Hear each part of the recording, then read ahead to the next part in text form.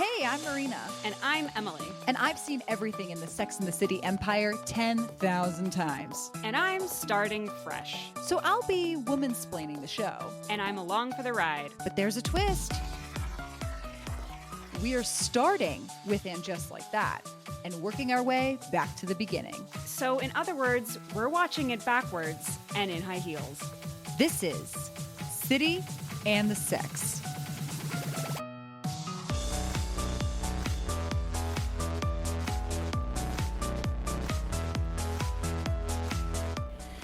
Welcome back to City and the Sex. We are almost at the finish line. It is And Just Like That, Season 3, Episode 10. We have to start this episode off by addressing the elephant in the room, which is that we have received official notice that this will be the series finale to And Just Like That.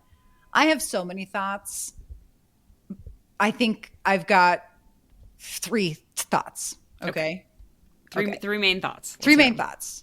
I'll take through them bullet list. Main thought number one. Next episode is a Thanksgiving holiday episode. Okay. Okay. Which is like, did they, like, Michael Patrick King in his note wrote, like, as I was writing the season, I realized it should come to an end. Yeah. Well, Do we believe that? Not even for a second. Because why would your penultimate episode be a Thanksgiving holiday episode? To the series finale of what is supposed to be a dramedy Modern Family show. Yeah. Two, I mean, I know the general reaction online was like, I hated this show, but I'm devastated, which I think we both feel. I'll speak for you in that. I think thank you. What is most...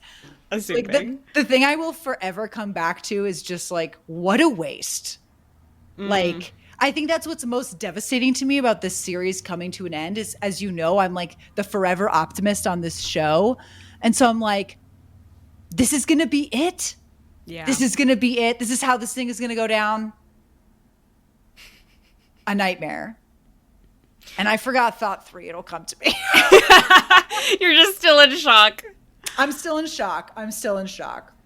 No, I mean, jokes aside, my honest and serious feelings in this was unbridled joy and people. I was telling my roommate Anna, people were texting me like with my birthday. They were like, I heard the news. Congratulations. Like, it's just this cloud that's been hanging over me that people now know I'm like suffering with a serious condition known as And Just Like That. And they're like, oh my God, it's so great. You're free of this thing. And I was like, thank you.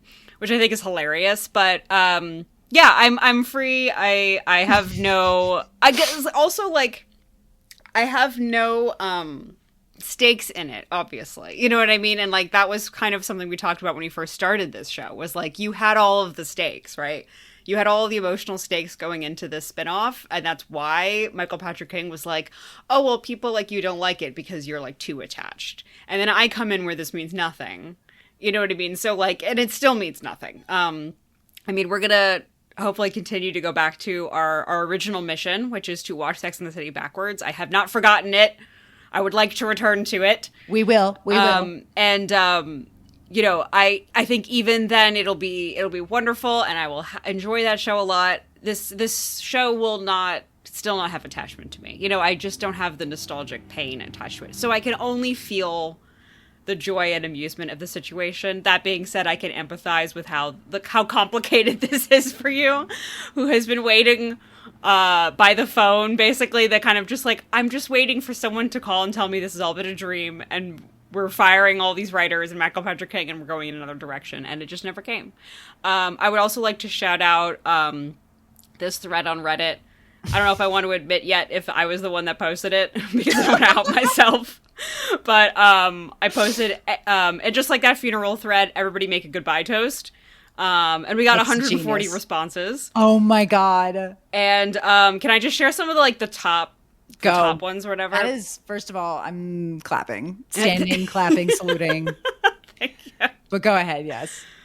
This is the worst show on TV and I am devastated is the top one.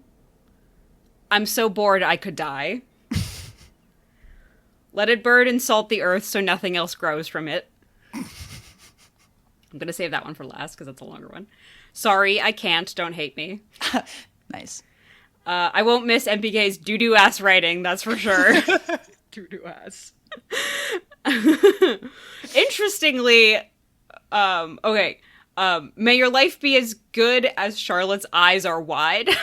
Hey, that one's good cut. That one's a good cut. It ends with Samantha sitting in a cocktail bar in London laughing and raising a toast. Oh, honey, you may have been the city, but I was the sex. Hey. And then the woman knew this had to happen, but the woman was sad. The woman was sad. The woman was sad. And then I would like to read this last one. It was a little bit longer, but this last one. Dear friends, frenemies, and followers of fictional fashion icons, we are gathered here today to say goodbye to And Just Like That, the show that bravely asked, what if the beloved woman of Six and the City came back but forgot who they were? This wasn't just a sequel, this was bold, Botoxed experiment, a chaotic brunch of emotions, identity crises, questionable wigs, and podcast segments that no one asked for. We watched Carrie go from columnist to podcaster to whatever that thing was with the pigeon and the widow's coat. Miranda went from a badass lawyer to someone who left her husband for Che Diaz, the human TED Talk that never ended.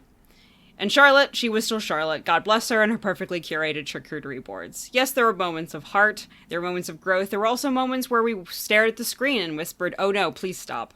But like a pair of Louis Vuittons that don't fit anymore, we kept wearing it, blisters and all, because we loved what it used to be. So as we lay, and just like that to rest, let's raise a cosmopolitan, cringe with love, and remember, it may not have always made sense, but it always had a killer outfit. Rest in peace, sweet chaos. And just like that, we were free. Wow. That is really beautiful.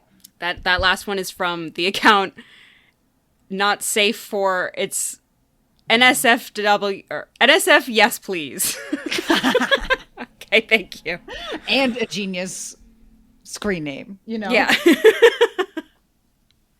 Yeah, that's really beautiful. I remembered what my third thought was, which that caption really summed up for me, which I was texting you about, which was like, what was the final, you know, like obviously Sex and the City is an episodic show. When they set out writing that show, they didn't think they would end the way that they ended, but they found a way to end everybody's plot lines in a way that was growth and fitting to their character. And I just don't know that we're going to get that here. And that tells me that they did not plan for this to be the final season. Yes, which is pretty stunning because the end of the last season, I felt, was very much written and filmed as if they did not know. And so they kind of had to end on like a fake finale, but leave the door open in case they were renewed, right? Right. But that felt much more like a finale than this one, which is puzzling, that they went in with so much more confidence. You know, maybe they heard about all the budget that was going to go into like marketing this season, and there was a lot of speeches made from executives about how we're turning over a leaf and yada yada. You know, for some reason, the writers' room, I think, really did think we were continuing in a way that they didn't last season. And so we're here. Yeah. Or, you know, they filmed this like 2 years ago. So maybe in the 2 years since it was filmed, they were like, you know what? Maybe we just stop. Maybe we're just tired. And we'll never know. But yeah, I think what it is for me is exactly what that last commenter said, which is like, I mourn the product this could have been and never was. Mm-hmm. Mm-hmm.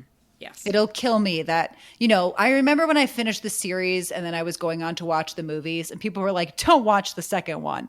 And then I watched it and I remember the first time being like, yeah, this is so offensive to the show, but yet I'm still having fun.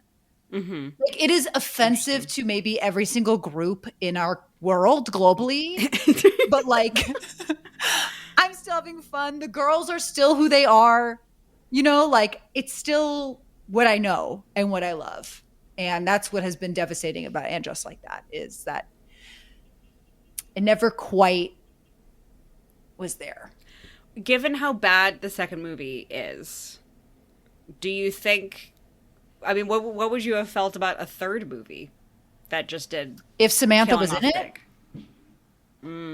That's the thing, though. That's how I feel about And Just Like That. I mean, we know with every passing season that Kim Cattrall is further vindicated by not being a part of this doo-doo writing, as one Reddit poster put it. So I think they would have tarnished her here as well. Mm-hmm.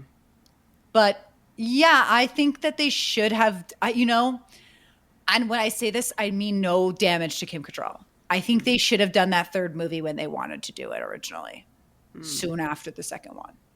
Mm-hmm. And they just should have been and just ended there. Rest in peace. I'm really sad because this was a part of my personality and now it has to die. So, okay. And just like that, season 3, episode 10, better than sex. I don't know that it answers that question. Okay. Emily, what was your one word for this episode? Run, Duncan, run. I think he's a perfectly bland, normal person, and I just want him to go back to London and not be involved in anything. That's not even a knock on Carrie. I just really do not want him to be in this show. I also just think it's weird after Mr. Big, who, as we know, has been silenced in the words of Oprah, and Aiden to have her end up with this guy. Yeah. No. I prefer the beach ending of her and the Grease at the end of season 2. Yeah, because that was written to be an ending. Dun dun. Hey! I have 2 one words. Okay. They're not as good as last time. Let me just. Yeah, sure. My first one word is it's too late to apologize. It's too late. Because I feel like they finally put some good things in this episode. Too late. Where was this at the beginning of the season? Where were half these plots at the beginning of the season? Doesn't matter now. No, we had to waste so much time. So much time has been wasted this season, Marina. Doing nothing. Doing absolutely nothing. My second one word is no Vertigo or Ozempic. Yep. Yep. Dumped. And Ozempic, they didn't even do the rule of 3, the comedy rule of 3, which is you mention something 3 times. They mentioned Ozempic twice. I can't remember if we... Help me out here. Yeah, I can't remember if we said that on the podcast last episode or if you and I were just talking about it, but we were like, and they're not going to bring up back Ozempic, so it doesn't even matter. This whole cheese thing of no cheese in the house doesn't matter because you're not going to bring it back ever. At least have a third scene where he's about to inject himself and decides no. The episode was only 29 minutes long. You could have put that scene in there. Whatever. That would imply having to plan things out. That would imply having to think things through. All right. Well, and just like that, season 3, episode 10. Let's do it. All right. Let's start with the most random plot of the episode, which is Giuseppe and Anthony.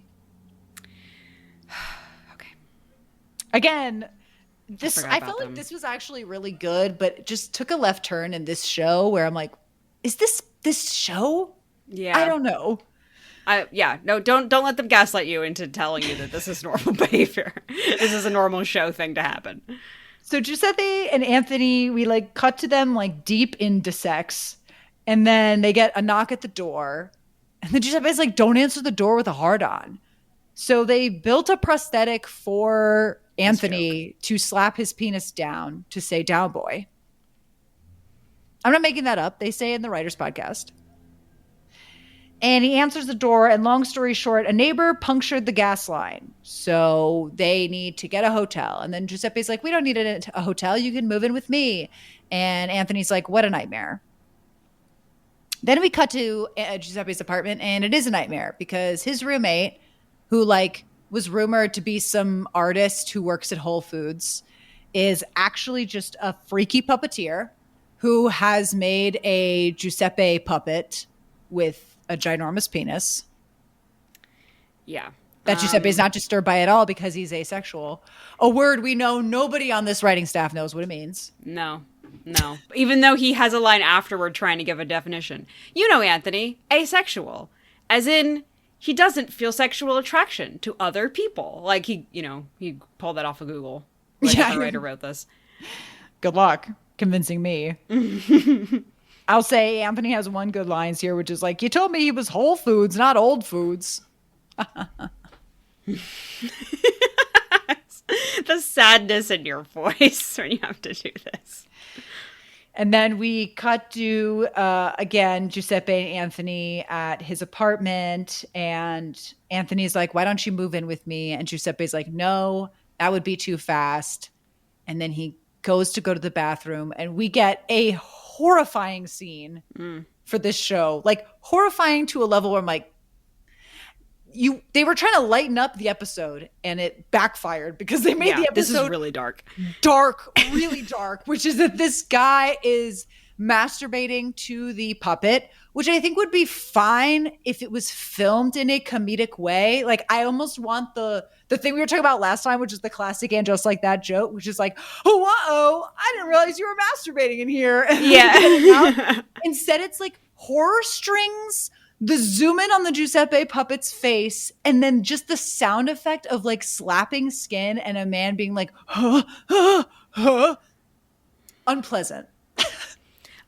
Who is this for? You know what I mean? Like, there's someone out there that watched this and was like, yeah, that was pretty funny. And I want to talk to you. I'm not, I want to know what's the joke here. You know what I mean? Like, what is the funny thing? I just felt uncomfortable and bad and sad. And again, it's like the setup of Giuseppe being like, it's fine, he's asexual, goes nowhere because we're going to get the payoff in the very next scene, which is that he's not asexual. He's actually making dolls out of your body and jacking off to them. Right. So, yeah. I don't know, but not I understand great. that Anthony clearly needs top billing, so we need to give him a scene or whatever. I'm just like, we're really circling the drain this bad. I'm trying to give him stuff to do. Well, and also it's like, so yeah, the bit here is that he is a crazy homicide maniac. You know what I mean? Like, yeah. And we also already had a crazy homicide New York roommate with Miranda and the meat cleaver. Yeah. Is that not this season? Yeah, it's because so we've already done this joke in a way. Yeah, no, that's an exact right call. Like, this is the lever that they pull. I guess they can't think of anything other, which is so silly. Again, it's like, have you not lived in New York? Do you seriously not have like you should have a font of crazy neighbor stories that you can pull from. I think they could have done creepy neighbor is in love with Giuseppe. Yeah. And like insists like, no, it's somebody else. But Giuseppe comes right out and says like, oh no, I'm his muse. It's like, what? I just feel like they just bungled it. And Michael Patrick King said that the puppet was probably one of the most expensive things on the show. So money laundering, okay? we got him in 4K. Money laundering is happening. And that's why this show is happening. For the puppet industry. I also feel the shame they've put on puppets here. Boo. Yeah. Fund Sesame Street. Thank you. That's correct. Fund Sesame Street. And that's them. Okay. Seema goes over to Adam Karma's apartment, which is this like glorious, beautiful home. And of course, we find out that he inherited it from his mom and it's rent controlled. So it's only $900 a month, which I think is actually kind of would be a fun plot. Sure. Too bad it's dead because we're 3 episodes at the end, but whatever. We learned that she was like a raku potter. Is that what they say? Something. I missed it. I'm gonna confess, I was watching with subtitles on and on low volume because that is how aggravating I find this show, is that I can't even like hear them anymore. So I forgot what it was. Get him. Well, long story short, she'd be a hippie making weaves and pottery. Okay. And he reveals that his mom died from breast cancer. And Seema's like, I wish I could have met her. And he's like, follow me. And then he takes her into a room where there's a plant growing on a window. And he's like, this is my mom. I gave her this plant. And she like, and it was small and it was sad. And she like grew it into this beautiful thing. And she like lives on, which like would be nice. Unfortunately, it's in this show.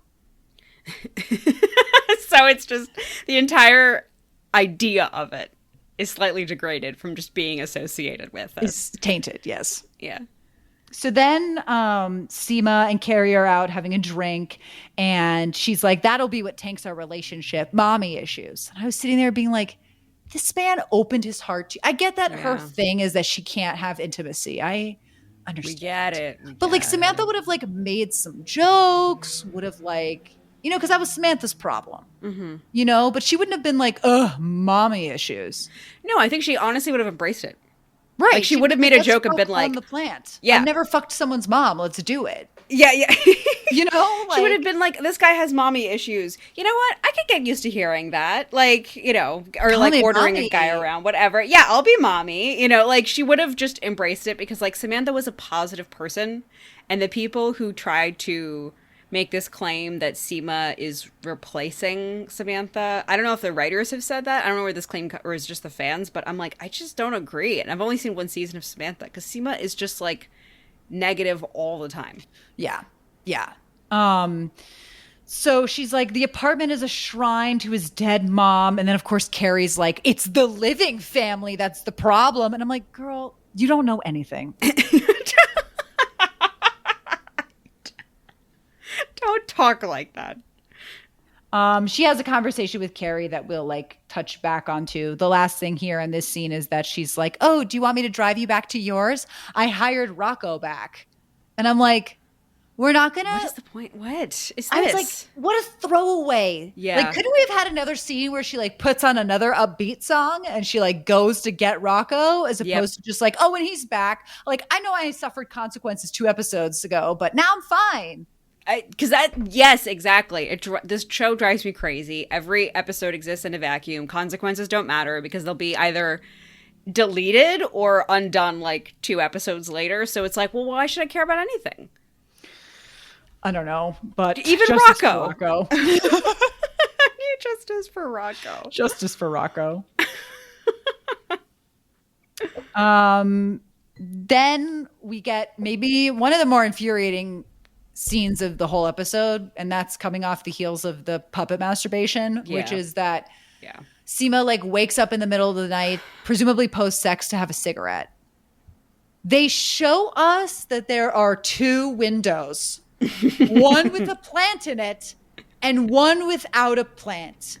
And you think to yourself, why doesn't she open the window without the plant? I thought she was going to light the thing on fire. That's what it felt like. Yes, that's what I thought we were going. Like, wouldn't you have that thought? Like, I'm going to light this shit on fire. Let me, like, they just should have cropped the frame. So I didn't see the other window. So I wasn't sitting there being like, she's a dumbass. I mean, even then, I can't suspend disbelief here. I cannot give them that. You're in a loft. Most of the apartment is a window. You know what I mean? It's like, the whole thing is just fucking crazy. And like, and when you say also plant in the window, like the plant has overgrown all over the window pane anyway. So even if she wasn't smoking, let's say she was just like trying to get some air, lifting up the, like scooping it out of the way and lifting up the window already is like kind of destructive. Especially, it's like you cannot find another window. This is so stupidly contrived that it just makes me mad. What are we doing? This is such a waste of time. Waste. Then she goes and wakes up Adam and she's like, I killed your mom. And he has one good line where he goes, am I awake or is this a nightmare? And she goes, both. I'm grasping at straws. Okay. Yeah. And again, the pain in your eyes. I just trying to end on something positive. Seema then is at the office and Adam Karma stops by and he's like, you haven't returned my calls. And she's like, I killed your mom. I know how this ends. And then the assistant is like, did you really? I got a 2-year lease. I'm like, not even you can save the scene. And then, just get out of here. She's like, Adam is like, it's fine. And she's like, the plant is gone. How is it fine? And he's like, bitch, it's a plant. I repotted it. And I put it all over your office for some reason. Congrats. Yeah, I don't know why this ended like this, but I don't know. Also, how did that evening end? You know what I mean? She just, like, she didn't see him repot the thing. She has to find out, like, she ran away and then has been avoiding him since then. You know what I mean? Like, I guess, yes. This conversation should have just been in the apartment a couple hours later. And she's been, like, upstairs crying. And she's like with the tattered pot. Yeah, on the and ground. He's like, come downstairs. I want to show you something. The pot is back intact. Like, I found a new pot. The plant is fine. I put a seedling in it. We're fine. Do you know what I mean? Like, we didn't. And I made you this little one. Yeah. You know, like, and it's got the little cut just for her. There you go. Why were we not hired for this show? And now we'll never be hired for this show. That's also what depresses me. We can't come in to save the day. And that's Seema. Okay. I don't know if I have any notes on Seema except for that shoving for the whole thing out the window. Yeah, no. Was a stupid scene. Like you said, it was the most infuriating thing. It's like, again, I get mad, but I feel personally offended that they're not even trying. Do you know what I mean? Like, I watch it, I'm like, you really think I'm stupid, don't you? You really think I'm dumb. That's how I felt watching this. But you know what made me feel even dumber? LTW's plot. Oh, no. No. Let us fucking get into it. Made me so angry. Yeah, okay. For so many reasons. Okay. Mm-hmm. So LTW's at home with the hamster in the closet because her daughter's like, the hamster misses you because you're never around. And I said it last episode and I'll say it this episode. I am sick and tired of these rich ass kids complaining that their mom isn't around. Mm-hmm. Wake up and get it together. Sorry. Get it together. Also, it's not like you're a baby. Get off your teat. You've got friends. You know, I know we've only had one mention of a babysitter, and it was Sex and the City 2, and we had the Irish babysitter who was just there to, like, have boobs and then be gay. But, like, a lot of these issues can be solved with a babysitter, and I'm sorry, if these were real people, they would have one. Yeah, they would have a nanny. I was listening to an episode the other day that was like, why is LTW ever cooking or doing any kind of chores of any kind? Because these people would never be doing their own chores. Or like she goes grocery shopping or whatever, and it's like she would never be grocery shopping. And I'm kind of like, yeah, what? I feel like that's also more interesting if we're just going to have this super rich lady. Whatever. I guess Carrie has to take that mantle. No.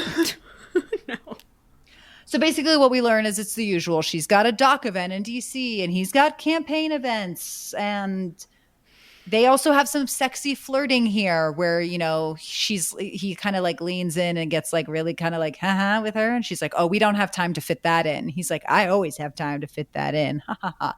And I'm sitting there being like, is she still sexually attracted to the editor or not? Or is that plot also dead? I think they're trying to make it a little bit more real than we've seen in the last one, or was it the one before? Where it's like they're still attracted to each other, but she also more has this crush on the editor or something. You know what I mean? Like, I think that's too nuanced for this show. I'm sorry. He like went to pee before having sex 2 episodes ago, and it felt like a death knell because that has been the telltale sign for this show. Well, that's what I mean is like the writers are not in agreement, and then they keep doing things that tell us in cinematography language, oh, this is a shot that shows that the bedroom is dead. And then she's going to have comments about, like, sleep divorce or whatever. But in this episode, it's written by someone else. And so those things didn't happen. Nothing. Yeah, I know. I mean, I like this scene because I believe in their relationship. And when we see those scenes where they're like, oh, actually, they're not as hot or whatever, I'm like, I don't want to see this. I actually don't buy that. Yeah. And also, where's Marion? I don't know. Like, I just feel like he's been in, you know what I mean? It just felt like, because I have the fear that I always have with And Just Like That, which is that they forgot that they have that plot point. Yeah. And that episode where she escaped was the conclusion of that, which is pretty fucking dumb if that's the case. Oh, no. I think you're right. I didn't even think about that. If that was the conclusion of her chemistry with the editor. Oh, no. Where? I'm going to need somebody to come and show me the fine print of what the conclusion of that was. Yeah. Because I definitely didn't think it was why are we constantly like, I thought this thing was over and then it continues. And then we're like, well, this will continue and it's over. Like, it's just like a continuous problem with this show. It's going to break me. God, I will say the last shot of this, I felt like was in continuation of, I was like, okay, there's the hint that marriage is on the rocks, but I don't believe it's on the rocks. I was going to get to this when we get to that scene where I was like, they keep doing these little like editing cues to tell us like, this is a scene that tells you the marriage is not quite so perfect. And I'm like, I just don't buy it. But now I think you've convinced me that no, they actually just totally forgot that was a plot. No, I think that was the conclusion. That was the end of it. I bet like you're right. Like the papaya was the climax of that whole thing.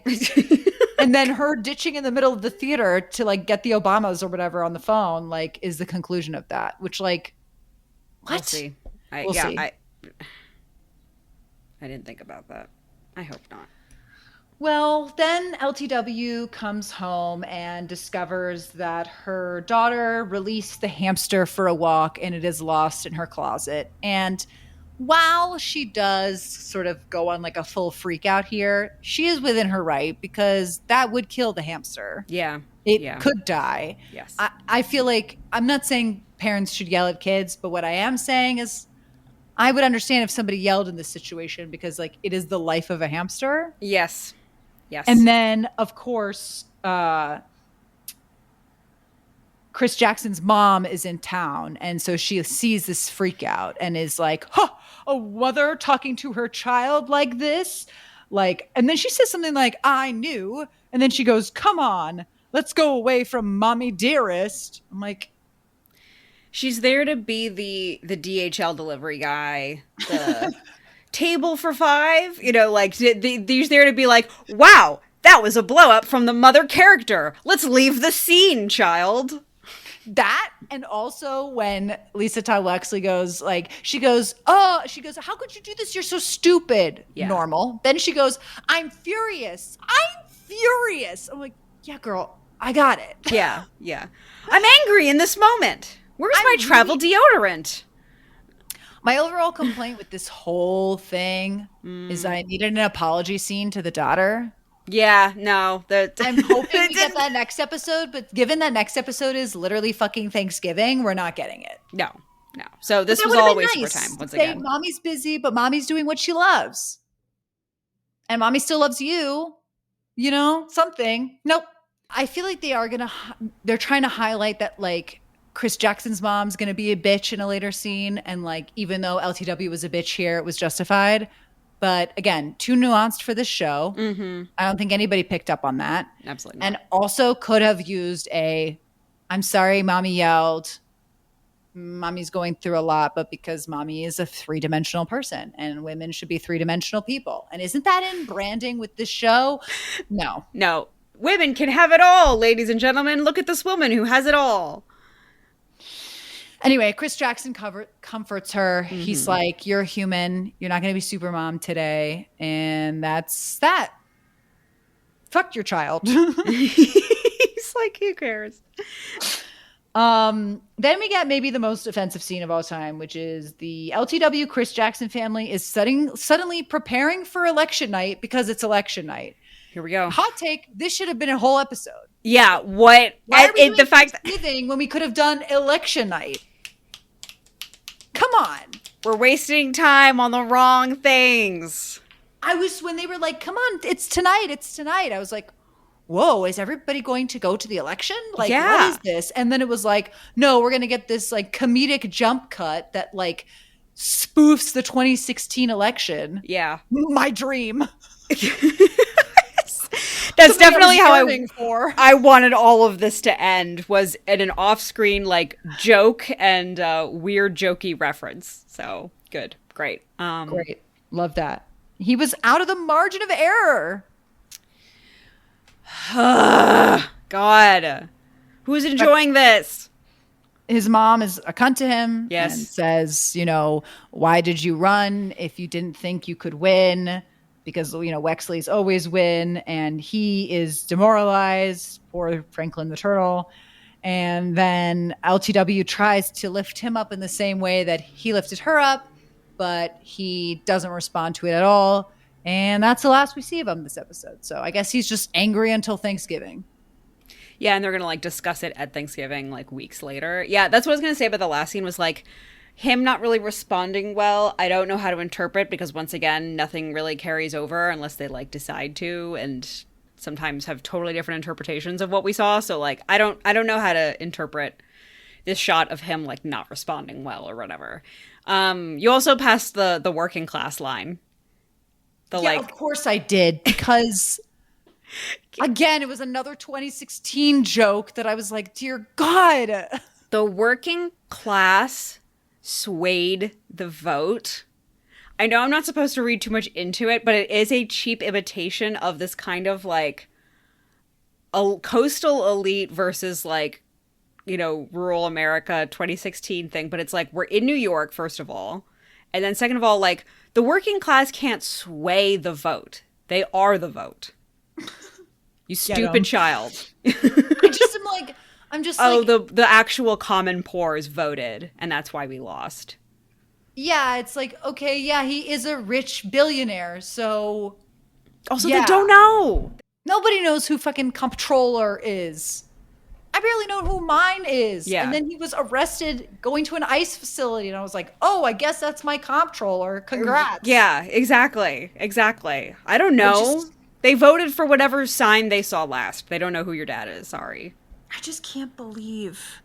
They thought this would be funny, Marina. 2 seasons we have been talking about this fucking campaign, which none of us care about because it has nothing to do with the women. Mm-mm. We have seen campaign events. It has been part of the fabric of this show that this man was in Hamilton and therefore he is running for office. And for it to culminate in this joke is a slap in my face that still burns. Yeah. And continues to burn. And that they thought they could, like, again, it's the same thing with Sex and the City, where, like, Sex and the City was topical in terms of sex discussion at the time. And that's why it was so revolutionary, because people weren't talking about that kind of stuff on TV. But it's everlasting because a lot of those sex issues they had then, we still have today. Because it's like to be throwing 2016 jokes, election jokes. Yeah. It's like you're already dated. Yeah, exactly. You're already 2 elections behind. It's like almost 10 years ago. Yeah. Whatever. They really thought that was going to hit. I can't really believe thought they he's did something. done for comptroller. Yeah. Stupid. I'm like, did he lose his job? Now I'm sitting here being like, are they going to lose everything? What was he his must job? have quit to run, but I guess he was still working, right? Because they showed him at work. Oh yeah, he was at the office. So I guess they're fine. It's so nice when we dedicate all this time to like no consequences and complaining about like cheese. And we make the villain the working class. And then we make it as a punchline of a joke. Love it. Love it. Well, should we do Charlotte? Must we? It's aggravating in a different way than Lisa Todd Wexley, I think. Yeah, it feels like this episode, they were like, we're going to be really funny. Yeah. So they did the puppet thing, and they did the election night jump cut thing. And then they're going to do all the Charlotte noise thing, which we're about to get into. And it's like, the problem is none of this is funny. Yeah. No, this is terrible. This, I mean, he who must not be named Bill Cosby, but I did watch The Cosby Show because I watched it at night when I was growing up. And there was like a, semi-popular episode of this bit where he's trying to read the paper and he's going around the house, like trying to find a quiet spot to sit. And there's like different activities happening and like things he think are going to be quiet suddenly become really loud. You know what I mean? And it like is a very popular or like beloved episode that I remember very, very distinctly because like it is very funny. And like the beats are done very funny, but it's also like very sitcom-y. So it like works in that environment, and like the activities that are happening are like heightened but not like kooky crazy. This doesn't really work as much because you're not walking around a sitcom set, and the events that they decide are causing noise. The tap dance, I mean, it's crazy. It's crazy, Marina. Let's get into it. But it's like this is crazy. So first of all, she's tearing down her whole home to redo the wallpaper, which automatically I'm like, we don't need to be seeing a raw wall to redo wallpaper. She's like, I don't know why I'm seeing the framework of this apartment. If you were saying we're finally renovating the entranceway because it was, I don't know, leaking something, then I'd be like, oh, that's why it's like dilapidated right now. But the fact that like, it's like, oh, I want to redo my wallpaper. I'm like, that is just scraping and reapplying. It's not, I've never seen this much level of work, but sure, construction. Girl. Yeah.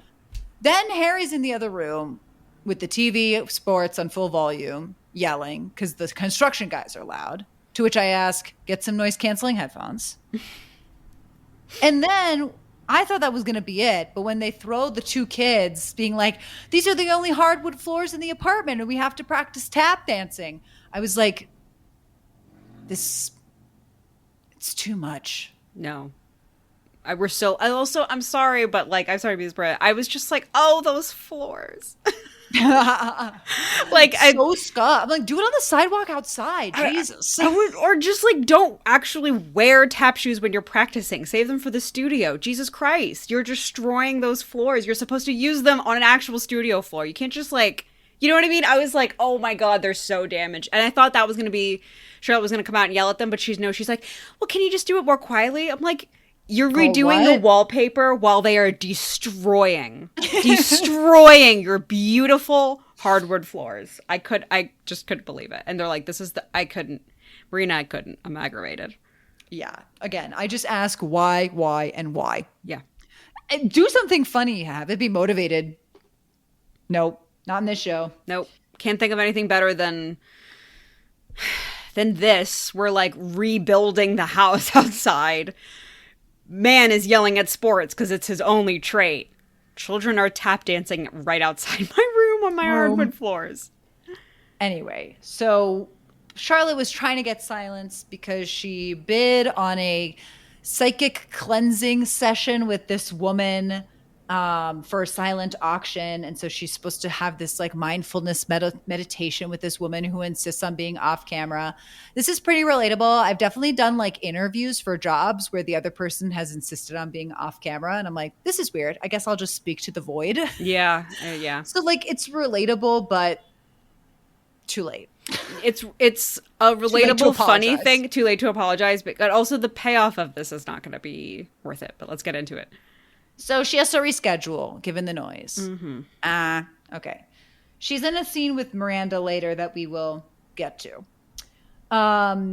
So then Charlotte goes to Carrie's apartment to do her mindfulness meditation there. She has a soul scene with Carrie that we'll get into later, but long story short, she finally meets the lady. The lady's like, listen, you've rescheduled on me so many times. You've only got 12 minutes left. This woman is clearly done with her, makes a dig at her like, oh, is your wallpaper all messed up? Like, what do you need psychic cleansing from? And then Charlotte starts crying about Harry getting through cancer. And then the woman turns on her camera and is like, yeah, girl, I feel you. You're a human. Sometimes that's easy to forget around Zoom. Let's do the mindfulness meditation. And she's some famous actress whose name I don't remember. And I was like, oh, Marina, we should look that up for the pod. And then I gave up because the show gave up and it's ending anyway. So it's a cameo. It's a big cameo. Surprise. And it's also wasted. So congrats. Okay, so we won't even dignify it with a response, with a naming of the cameo. I actually really didn't like this ending for a couple of reasons. One, I do think it's kind of crazy that she's like being snotty about Charlotte and her rich person problems, I guess, about the wallpaper. And then when she finds out that she has like an actual life and problems, then she's like, oh, sorry, you have all the time in the world. I actually just like would be mad if that was me to be like, oh, wow, fuck you. So you were really just like cutting me off. You know what I mean? Like now that you've discovered I'm like a human being with problems. Whatever. It just annoyed me. Second of all, it annoyed me again because we're doing the MBK thing again. Sometimes it's hard to remember people are human behind Zoom. We've all learned a valuable lesson today. I hate this writing. Anyway, third thing that pissed me off is this is like the second time now where Charlotte has like broken down and like admitted something. And I'm so craving for that scene to happen with another main character on this show. We have plenty. I'm dying for two characters to have like a significant scene with each other besides Carrie yelling at Miranda in the kitchen. I think it's the one time that's happened. Like she breaks down to Carrie in the store. We don't see the rest of it. The episode just ends.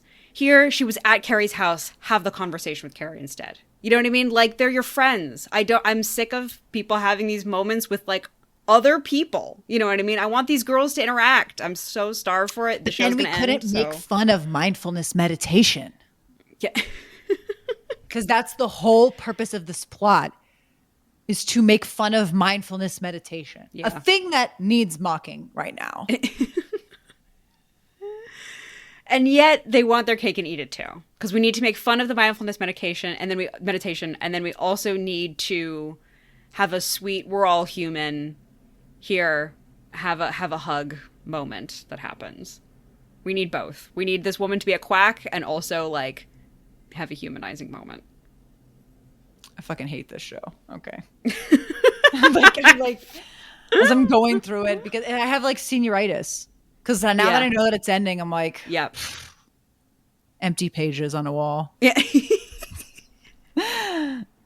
That's Charlotte's plot this episode. Yeah. Girl, congrats.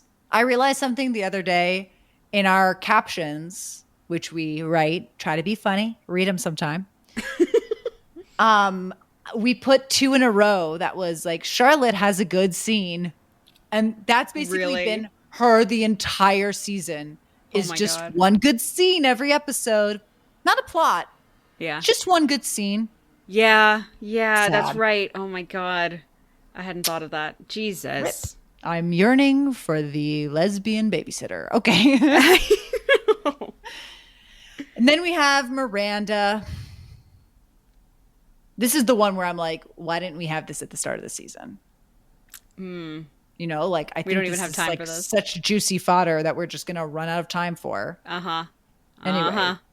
So Steve and Miranda and Brady are all having dinner together. Brady announces that he is going to quit Scout to become a chef and go to culinary school. Yay. Great. That seems right. Seems like a great decision. We're all very happy. Our guards are lowered. Unfortunately, he also got some bitch pregnant. So he doesn't know her last name. It was a sort of hookup situation of a couple times. And I feel like Steve has the only normal reaction, which is agreed. Thank you. I was like, out. I am ready to talk about this scene. I mean, I feel like I'll give the writers this on the writers podcast. They were like, Miranda freaks out a little bit and then gets into lawyer mode, which is like, where is this girl? How pregnant is she? And I think that's fair. Yes. I think that's fair. Yes. But I do think that they are commenting on Steve being like, oh, he's blowing things out of proportion. I'm like, is he? His 20-year-old son got a woman pregnant and didn't even know. Yeah. This scene, I can't tell. You know, generally Gen Z is always the enemy. Yes. They are the enemy against humanity. But I can't tell in this scene, and that sort of confirms it, where I'm like, are we supposed to actually think that Steve is being the bad guy here and being unreasonable? Because I don't think he's being unreasonable at all. But there was such a pointed... The way that Brady says the thing about, like, the very, like, textbook, you know, I've swallowed a textbook where he's like, you want me to stay around with this physically threatening and verbally abusive parent? Absolutely not. And then, like, walks out. And then he moves in with Miranda, and they don't, like, sort of really talk about it in this way where I was like, oh, do they actually think that Steve was the crazy one here? Because I was like, wow, thank God a person reacted like a human. And I, like, enjoyed it. You know, it was just such a breath of fresh air to have Steve come in and be a person and be like, you are a fucking idiot to his face. That was great. Yeah, the writers' podcast, they were like, he blows up out of proportion. I'm like, all right, girl. Oh, that makes me mad. I knew it was coming, but that still makes me mad. This is the one time I wanted them to be mad at Gen Z, and they weren't. That's how I would react if he was just... I mean, I wouldn't threaten to lay him out or whatever he says, but, like, they clearly put that in there to, like, be like, see, he's overreacting. I'm like, is he overreacting? Like... Yeah. And then... This is the craziest part about the writers' podcast. Oh, no. So they're like, so we introduced this really dark thing, which is that, you know, Brady's pregnant with this woman. And it's like, you know, but we didn't want to bring the episode down. So we worked really hard to, like, turn it into something light and something fun. Because, you know, this could be really dark. And I was like, yeah, it could be really dark. As in, it could be a plot with tension. Instead, you can tell this is what they were trying to do. Because the next scene, they jam up that comedy music and we get the 3-way call, which is kind of fun. But unfortunately, I'm, like, cringing to death because I'm like, I'm sorry, your 20-year-old son is having a baby, maybe, ? Yes. And we're going to now, like, I mean, obviously she calls her friends to talk about it. That is totally cool. But the lens is like a hearty har. Can you believe my dumbass son? Yes. Yeah. Completely agree. The tone whiplash, and this is why I was like, they seem to think that this is chill. And that's why I was, like, dreading them, like, being against Steve's reaction. Because, like, they're acting like the son did something else that was, like, big and dumb. Like, is moving in with his girlfriend too fast. and he's like 23, and it's like, you can't move and rent an apartment with some girl that you just met, you know, something like that, you know, something that's kind of like consequential but also not really, you know what I mean, is a sort of fun way for Miranda to like have this conversation with a friend. This is a human being you are bringing into the world. This is crazy, and it's crazy to me that the writers like just think that this is hardy har, let's play the goofy music. That's crazy and insulting to me. I just feel like it speaks to this show, which is like, let's introduce something that like could be scary and make it not scary, but not in a way that is like supportive. It's that same thing as the alcoholism. Like, oh, Miranda, she's an alcoholic. Yeah. Oh, are we going to talk about that? No, we don't want to see her at an AA meeting. That's boring. We saw her do the Weight Watcher meeting in the original show. We don't want to see her go to an AA meeting. Although we could comment on that, but no. So she's just over it. Exactly. It's like, so anyway, yeah, when the comedy music pipes in, I threw up. And then we get this scene, which I actually think is fun, given the context, which is that Charlotte and Miranda go to the hair salon where the presumed baby mama works, because we learn that she's a hairstylist in the first scene with Brady. And we learn that Brady has moved in with Miranda, as you said. And she asks for the hairstylist, Mia. We find out that she's actually just a shampoo girl who's working on a wellness app. And this is where I was like, wow, we're just going to get one last, like, he's up to 9,000 hit on Gen Z. Yeah. Like, you know what I mean? Like, I was like, oh God, it's just going to be just like a rapid punching bag of Gen Z in the scene, isn't it? And indeed it was.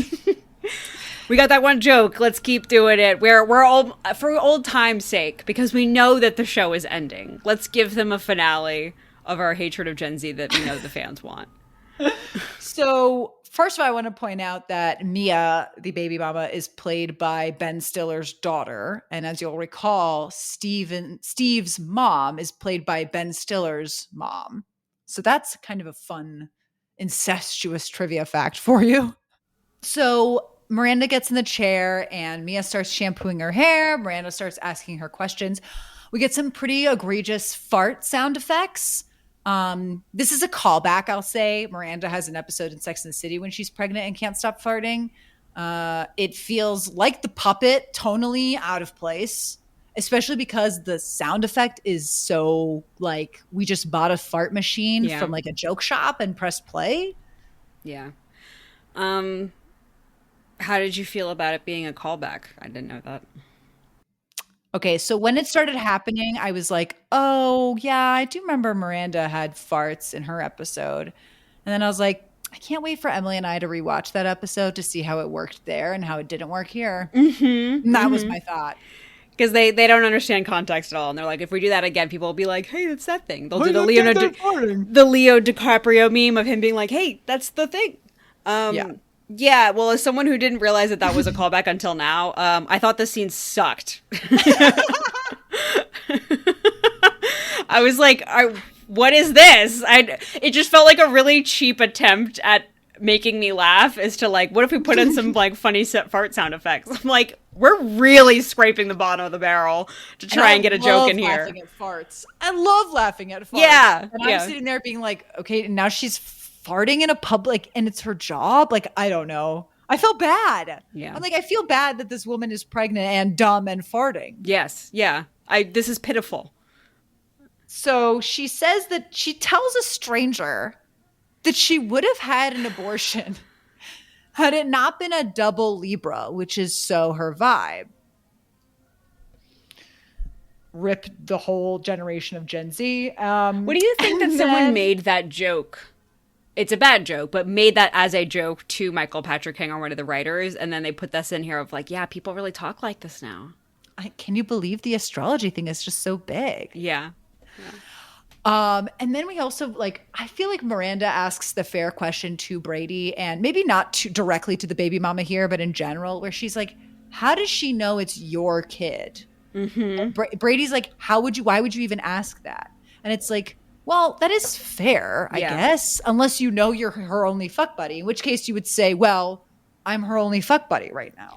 Right. And to the lawyer, perspective here, I would ask the same thing because, like, I mean, he insists that she doesn't want help with the baby or whatever, but, like, I don't know her, and I don't know that. And even if I were Brady, you clearly don't know her that well, so you're taking her word way too seriously. You don't know that.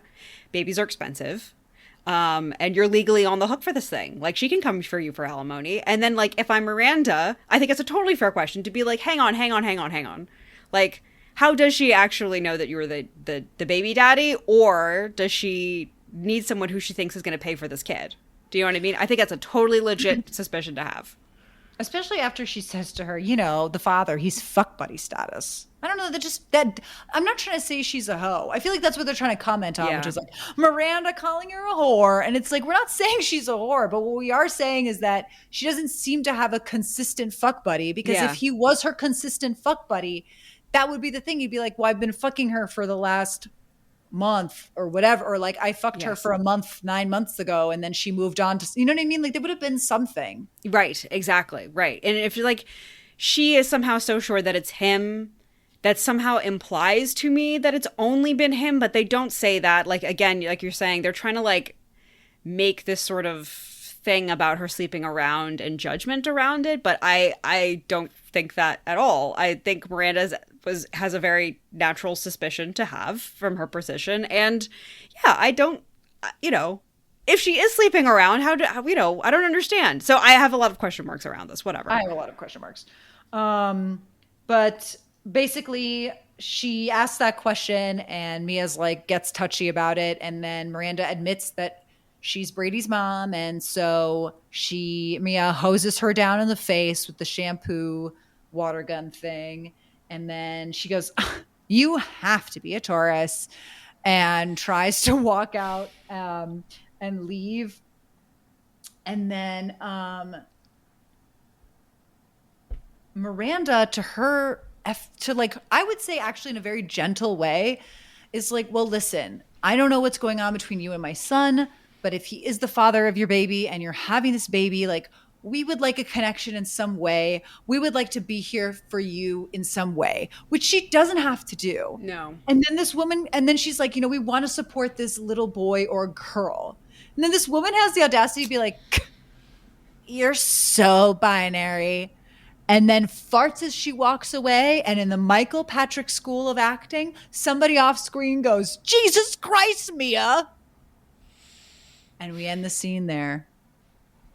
Yeah, I mean, I shouldn't let it rile me up every time they do this. And wow, so binary of you. Like, of course that was how the scene was going to end. Of course they were going to think that was hilarious. But it still riles me up. To what we said, are we even ever going to see this plot again? Or is it just going to be Brady living with her now? We're not going to ever hear about this baby ever again. Fuck if I know. If this is a plot that is for one episode, God, because it feels like something like Brady learns to take ownership of his life. Which, by the way, can I say is such a shame, because he's been so good all season long. I know. They really had to drag our boy down. He was like the one last one who hadn't had their moment. But every time we're like, this person's been doing pretty good, they blow up in our face. They take them. I can't. But then Miranda sees him sleeping in bed and, you know, feels emotions. What are they? That. Okay.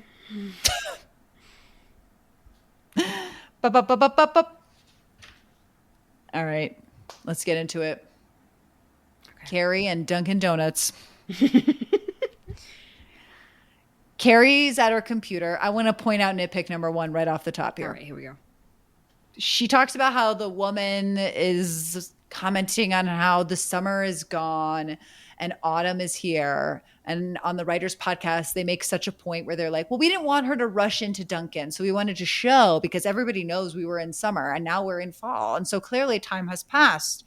So clearly, you know, like their relationship has grown. We see how it grows because he's at the dining room table. So he's like, they're no longer downstairs in his room. Like clearly, you know, time has passed. So much time has passed. Like so much time has passed that maybe she could sleep with someone else. I mean, I'm not saying she would sleep with someone else, but what I'm saying is so much time has passed. Oh my God.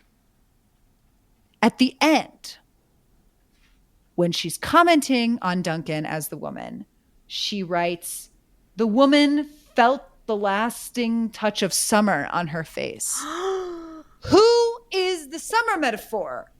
Because summer is Aiden, autumn is Duncan. You fucked it. They set up the hurdle at like 2 inches off the ground and then somehow tripped over it somehow. It should have been like she felt the crisp air of autumn in her lungs as, you know, the summer sun faded. Do you know what I mean? Like, yeah. If we're going to deal with her dumbass writing, something like that. Oh my God. As opposed to like she could feel the lingering summer on her face. I'm like, but you set up in the metaphor that summer is Aiden and fall is Duncan. So you fucked it. You fucked it. That's unbelievable. Every time we have a really low standard for them, they somehow still do not meet it.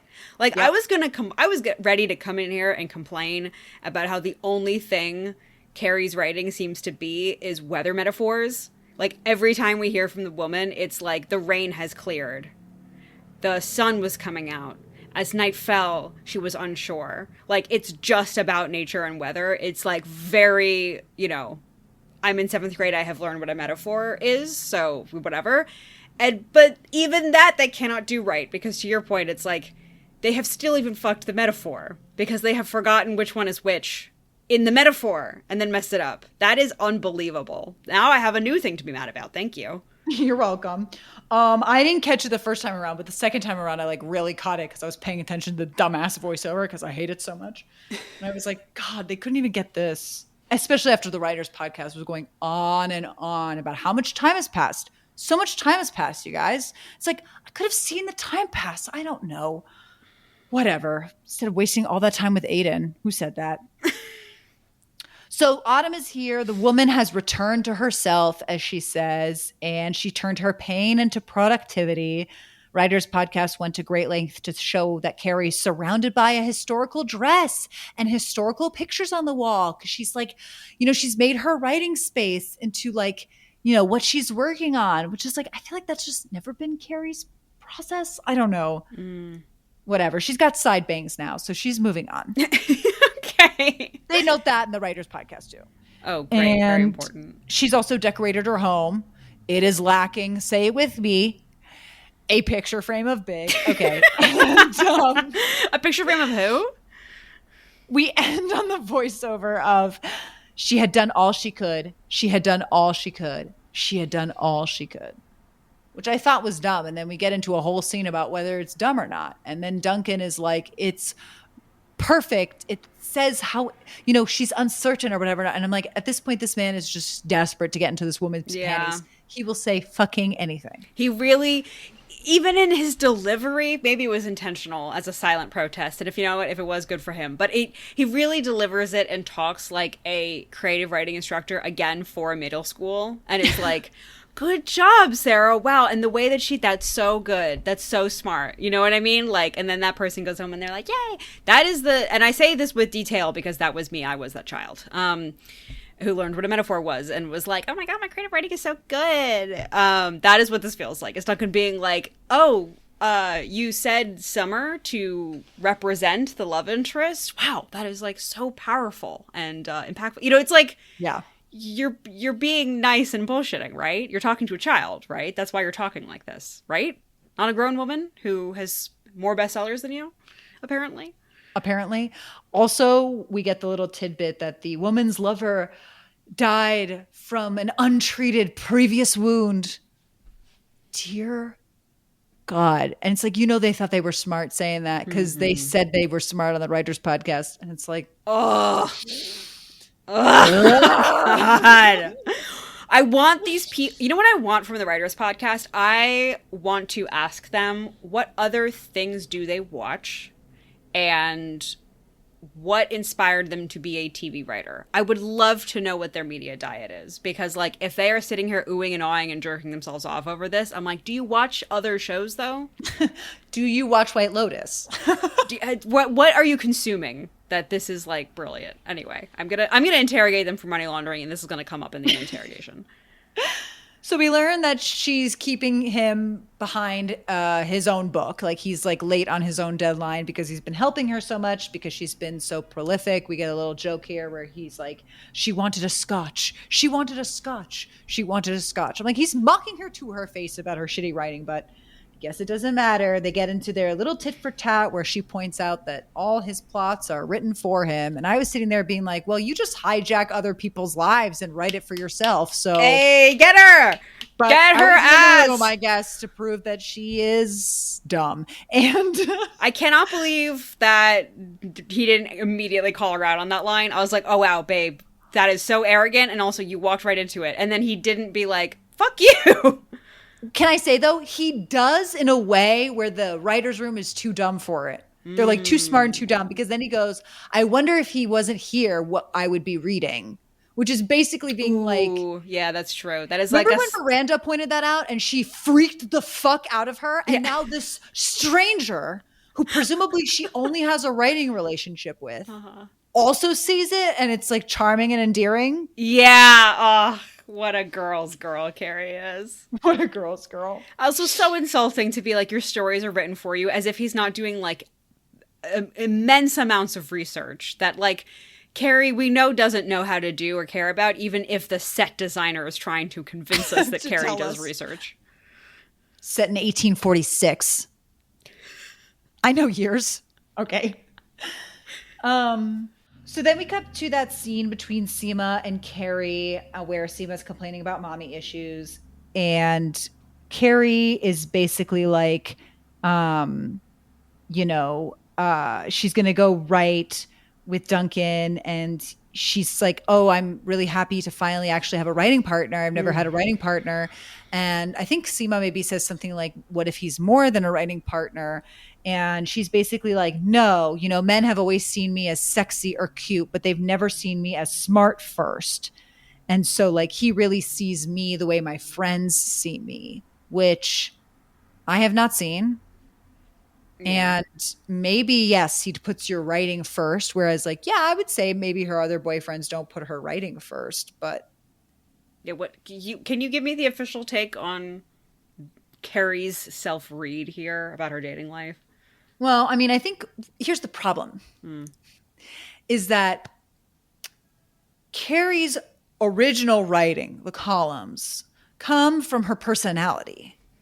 And so her boyfriends have always liked her personality. So even though Petrovsky thought her little column was cute, right? Like, and maybe was sometimes pejorative in that way. Like, what drew him to her was not necessarily her looks per se, was her personality was sexy, Mm-hmm. And so like, now that we're with Carissa, where her writing is fiction set in 1846, it's like, well, he cares about my writing. And it's like, sure, you're right. None of the other boyfriends really cared about your writing. Maybe they didn't see you as a smart person first. That I'm willing to go with.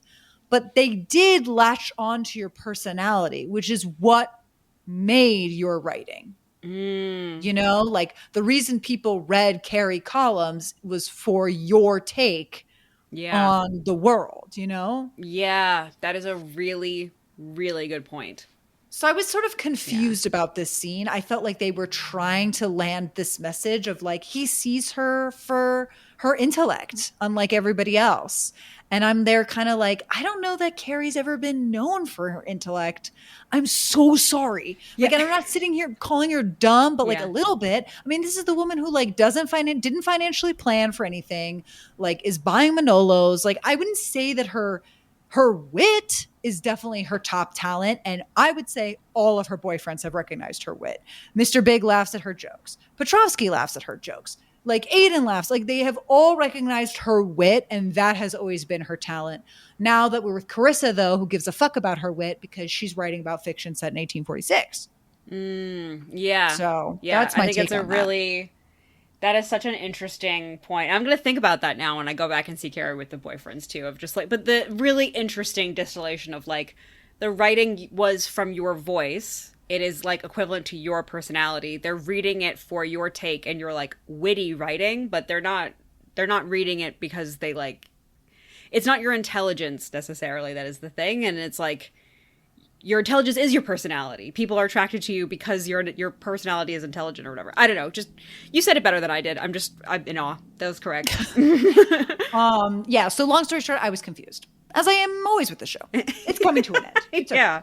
I do also like that she says, like, I've always been liked for my looks, and Seema makes a joke that's like, haha, and your humility. You know what I mean? Just like a gentle rib. And she doesn't even laugh. She goes, no, but like I'm making a serious point. Like she can't laugh at herself. Carissa has no sense of humor. Carissa has no sense of humor because like that's the thing is that Carrie is not the mainstream attractive woman.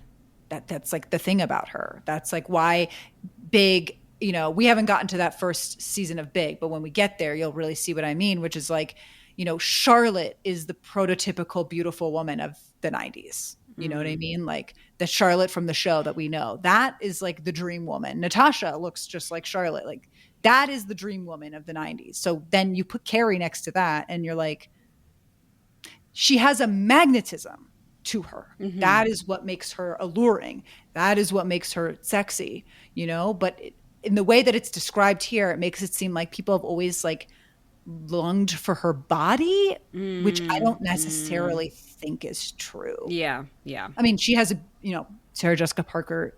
Yeah, right. It's a beautiful woman. I feel like I don't need to say that, but just to be very explicitly clear, like she is a beautiful woman. But my point is that I don't even know that that's true. Right. That her struggle has been people being like, oh, her slamming body. She's too hot. Yeah. She's so hot. She's so hot.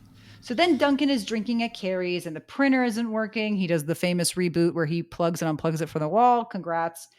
And then he sees her frocks and she takes him to her secret closet, which is filled with a bunch of Easter eggs from past movies and things. I encourage everybody to pause and look at it. It's very fun. And then he impersonates a shoe that's being like, what is it? Oh, you're mad that I've kept your mummy all locked up from fabulous parties? And he uses that as a segue to invite her to this publishing party. He says, I'll pay you. And that makes it okay for her to come. Yeah, so wait, was this a joke of him being like, I'll pay you, like, please come, I'm that desperate that I would pay you, or does he actually pay her to go to this party? I don't know. The Writers' Podcast is like, they have such intellectual banter about it. I don't think he actually paid her. Okay. I think he was saying like, I'll pay you in my humiliation. Like, you'll get to see me come to this party and like be stupid. Do you know what I mean? Okay. But it's not very clear. All right. Okay. I was confused as well. I'm listening to the Writers' Podcast. I was even more confused because I was like, what? Anyway. So then later, Charlotte's over at Carrie's house to finally get her meditation done. And Carrie sort of tells her, you know, because Charlotte notices the Vivienne Westwood dress hanging and Carrie's like, oh, I'm putting it together maybe for this event. And she admits that Duncan invited her to the party. And she says, you know, basically Charlotte gently prods at her being like, well, are you guys something more than writing partners? Carrie gets a little defensive again. And then she's like, you know, maybe we are, I don't know. I don't want to, you know, I don't know if I want to go there. You know, I'm kind of pissed that everybody's pushing me when, you know, why does it have to be more than writing? Like, why can't it just be the writing? And then she has this thing where she's like, well, I hesitated because of Miranda and like, I don't want Miranda's going to have such fun laughing at me if I go out with him. And it's like, girl, she really innocently was like, you guys seem to get along. Yeah. Like you're blowing this crazy out of proportion. Yeah. This is such a weird read of the interaction that happened. You know, like she has enough grace and time spent to recognize I was being defensive, but she makes it sound like Miranda was like mocking her.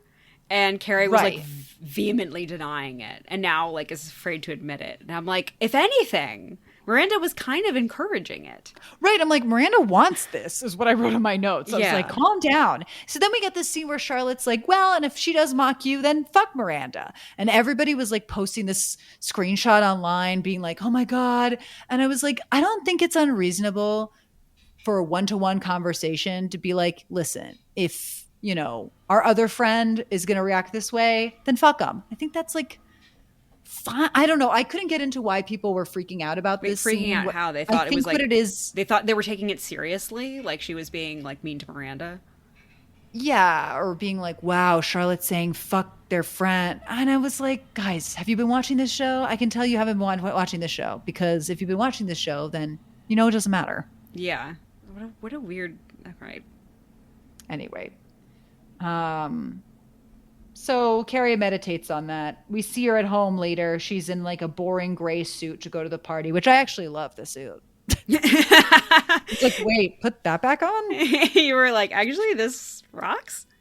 And she decides to put on the gown. I Googled this gown. It is a Vivienne Westwood, which Charlotte points out. And it's this Cinderella dress. Because I was like, this is such a weird looking dress. I don't know. It's very odd. It's very strange. And it's a Cinderella dress. And so the top half is sort of like polished satin gown. And then the bottom half is like rags. Is that what is a Cinderella dress? Like that's the type of dress, or it's like evoking Cinderella. The top half is like polished ball gown, and the bottom half is like shredded rags. Oh. And so it's called like the Cinderella dress. And it was one of Vivienne Westwood's favorite dresses that she had for herself, that she like wore down the runway and would wear often, and was like in her private collection. So it was known as the Cinderella dress because it's like blue, like the Disney Cinderella dress.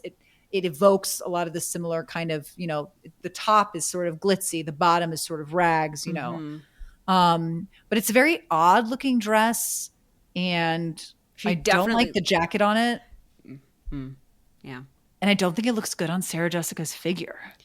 Yeah, something was weird. I couldn't actually figure it out.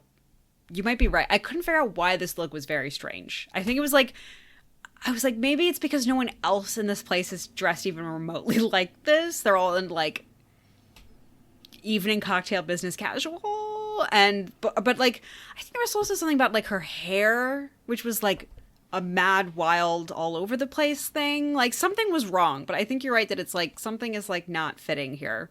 Yeah, there was something here that wasn't quite, and the way that they shoot it, where she's like walking down that path, and the music is very cool. And Michael Patrick King was like, "We put her in the tallest shoes that Sarah Jessica has ever worn." I'm like, "All right, calm down." You know, they shoot it with this tracking shot, and it's so clear that they want this dress to be in the pantheon of the Versace dress, of the wedding dress, of the tutu from the opening, like the tutu at the end when she's in Paris running around. Like, it's clear that I think in their minds this is the next evolution of those gowns. But for some reason I think it's the jacket. It just doesn't quite click here in the way they want it to. Yeah. And like the slouchy bag. Yeah, I'm going to look up, while we're talking, I'm going to look up a picture of this again, because like I want to reassess and reevaluate. Yeah, I feel like she should have leaned into the Cinderella and done the really sparkly shoes, the really sparkly bag. That would have been fun. And then some sort of jacket that was like, you know, the Paris look looks really good because it's like the tutu with like a cropped jacket as opposed to this like long trench that kind of hides it in a weird way. Yeah, it just kind of, like the whole thing, you're sort of disappearing in fabric at that point. Yeah, like at the end, or when she gets to the party and she takes off the jacket and she's just wearing the dress, I think it looks much better. Okay.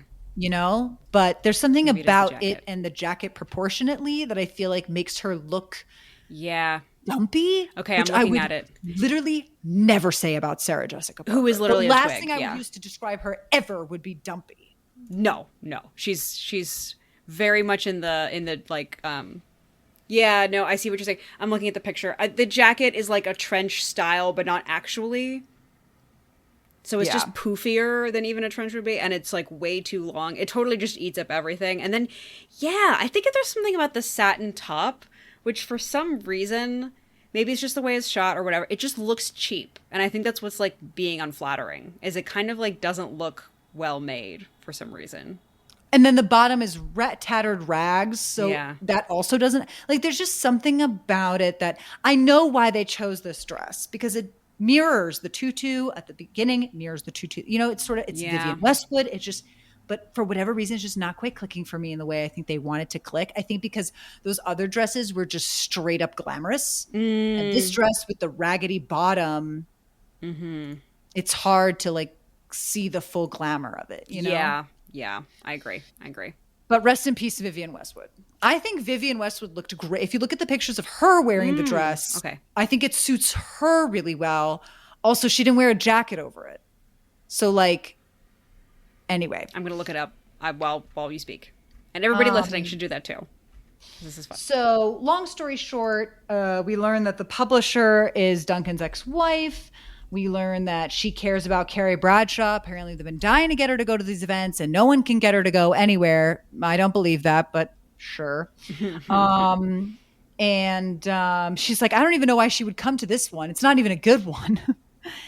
And I'm like, why wouldn't she go to these events? Anyway, then we have a tit for tat where she goes to Duncan. She's like, I want my payment.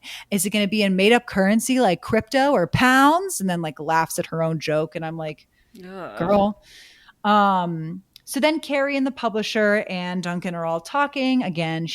The publisher, rightfully so, is like, well, if you need bad relationship fodder, Duncan's the guy for you. And I'm like, this is the only woman in this whole show who gets it. And there you go. She's going to be heartbroken to learn she's writing fiction set in 1846. And we learn that Duncan not only needs a deadline extension because he's so bad, but also he's going back to London. With the implication that Carrie's been too distracting. So then they get home and, she says, I think your book is wonderful. And he's like, you're wonderful. And he's like, tonight I learned Carrie Bradshaw is a thing. And she's like, you're a mess. And then he's like, actually, you're not a mess. You're wonderful. And then he's like, come downstairs. And then he's like, to be clear, I'm not writing anymore tonight, which like hot. And then she's like, no. And then she like thinks about it. And then they have this big old passionate kiss. And then we see them post coitus. And there's this whole back and forth about where he's like, I hope the next person who rents this has better sheets. And I was like, hang on. I thought he owned this apartment because he's here for half of the year. Yes. So like, what? I was like, she's renting? I don't believe that she's renting. Wouldn't she just give it to Brady? Like, I don't know. So that was confusing for me. But then he's like, do you have any regrets? Because he kind of makes it clear, like, I have to go to London. Like, this is over.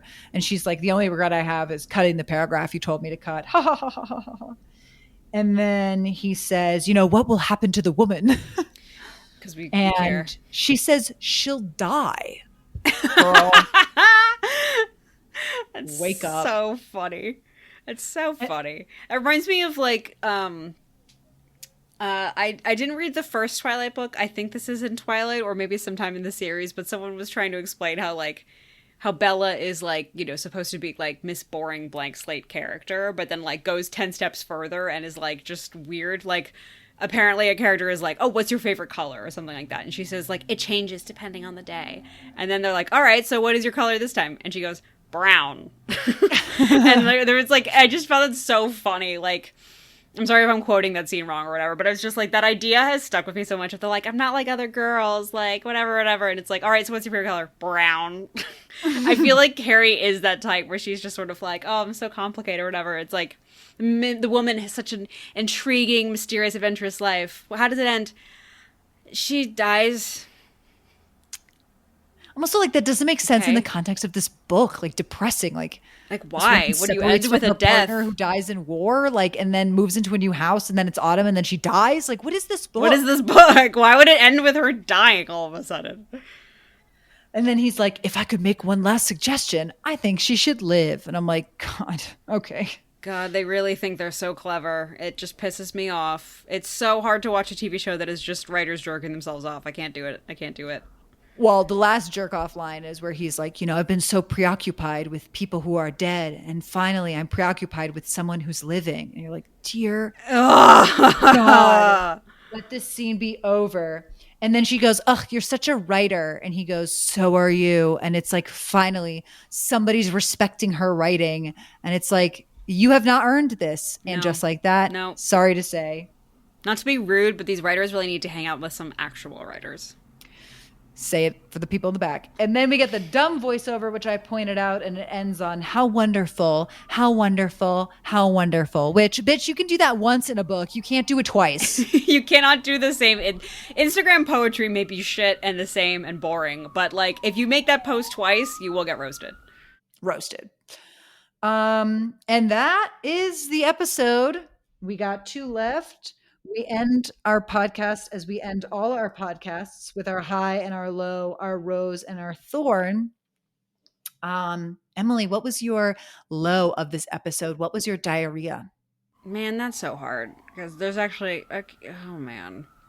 It was going to be the tap dancing, but I've gotten really riled up about this thing with the writers the writers situation with Duncan.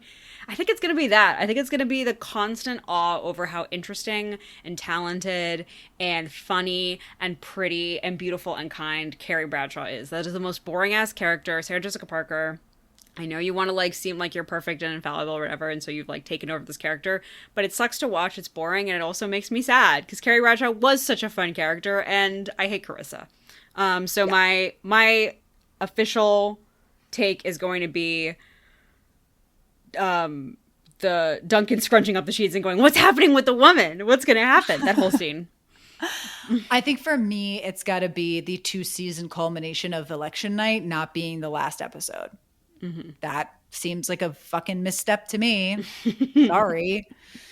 It's going to be tough for this episode, but what was your positive? What was your release the Kraken? It's actually not tough. It's actually very simple.